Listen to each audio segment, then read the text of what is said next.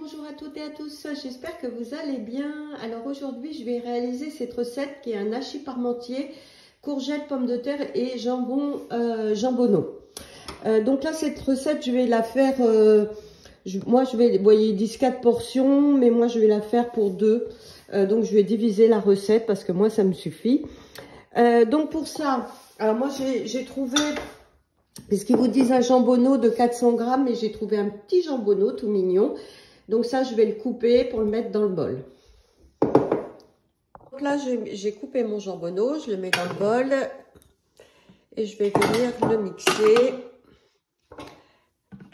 50 secondes, vitesse 3.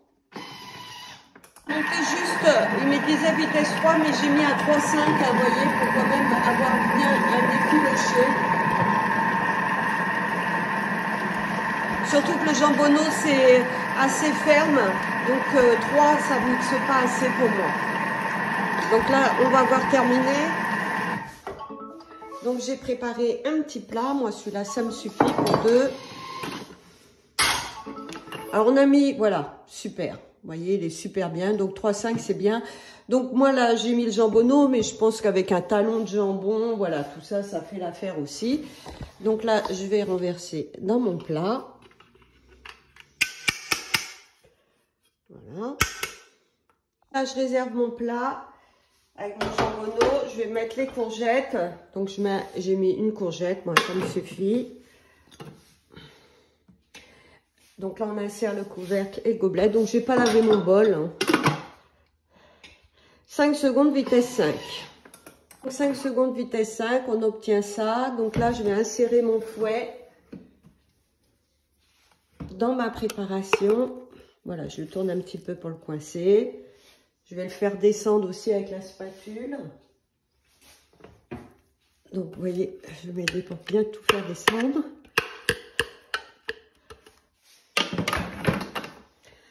Là, je vais rajouter mes pommes de terre.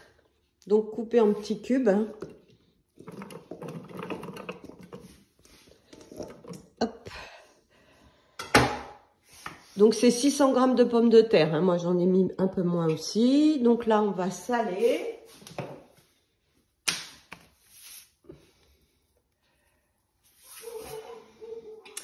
« 250 grammes de lait. » Donc, moi, j'en mets un peu moins puisque j'ai divisé la recette. Mais moi, je mélange le lait.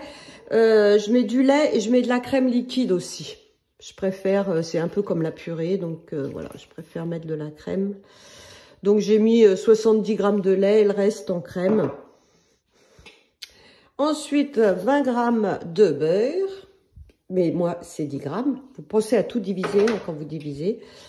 Donc là, je ferme et je remplace le gobelet par le panier cuisson. Ils disent le Varoma vide, mais bon, moi, je préfère mettre le panier. Hop.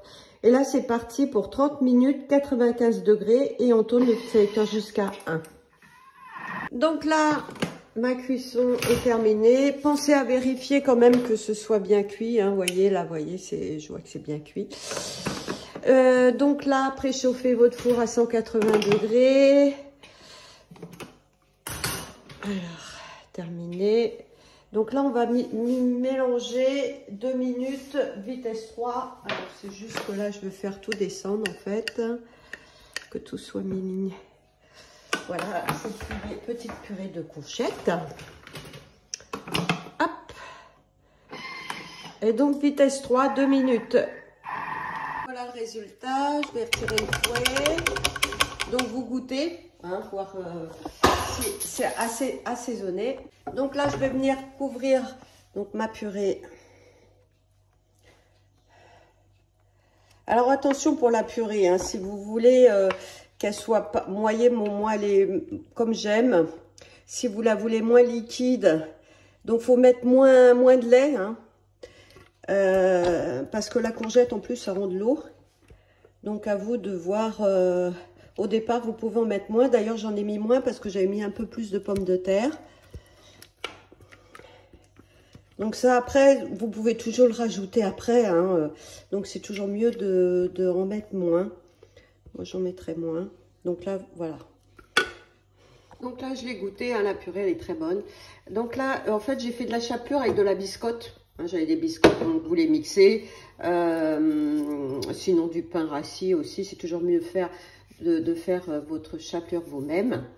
Voilà, donc là, je vais l'enfourner pendant 20 minutes à 180 degrés. Et je vous ferai une photo, une petite vidéo pour vous montrer le résultat.